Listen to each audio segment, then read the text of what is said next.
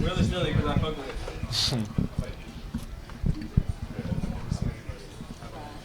what do you know, going into the season, what were some of the goals you had over the offseason and things you worked on that you're starting to see play out for you?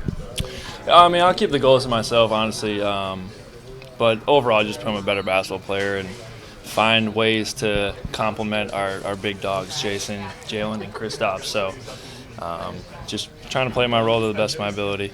What did you kind of get out of your summer? Was it, kind of adding muscle, like, just part of shooting routine? Like, was there kind of anything you added that, helped you out? I would definitely hit the weight room hard. I think can't hurt to put on a little muscle. A lot of these guys are big, strong, and physical, so I think that always helps. And just putting a lot of shots up, and it honestly really nothing too spectacular, to be honest. Yeah, just kind of just putting the work in. You don't have to tell us your goals, but what's your progress level? I mean, it's going good. I think on a day-to-day basis, I just want to be the best version of myself, and I think I've done that to a pretty good extent this far. So, continue to try to do that. Defensively held the Raptors around 25 points every quarter in this game. What were you guys able to do on that end? Yeah, I think a lot of it was just energy, communication, and trust in one another. Our rotations were great, playing to the other players' tendencies, trying to take away what they do best, and it obviously showed on the scoreboard tonight. How much better is life when you're making threes? Like, is there an extra pep to your step? What's kind of the vibe as you go through a hot stretch? Well, I mean, it's kind of my job, so it's nothing crazy. Obviously, it's really nice to see more go through than miss, so I'm really happy with that. But, it's my job, so I always have to be ready to make some shots. You guys as a bench unit had the highs and lows early this season. Peyton talked a little bit about just, 3 bad games in a row that kind of hit you mentally. Now that you guys are the every night bench guys, how are you starting to deal with, good night, bad night, just kind of ups and downs you guys are on? Yeah, I think that's just normal, and that's just being a basketball player. Not every night's going to be great, but it's how you bounce back and respond the next game.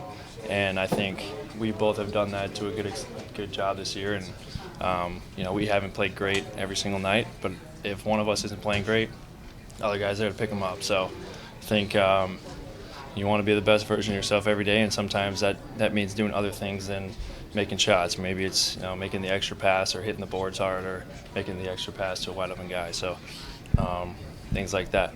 Are you starting to find some comfort in a more defined role?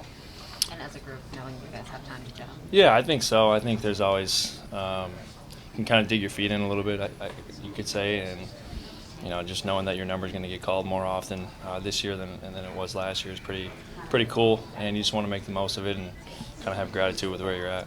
What do you think when Joe calls for challenges when you guys are up by a lot super late?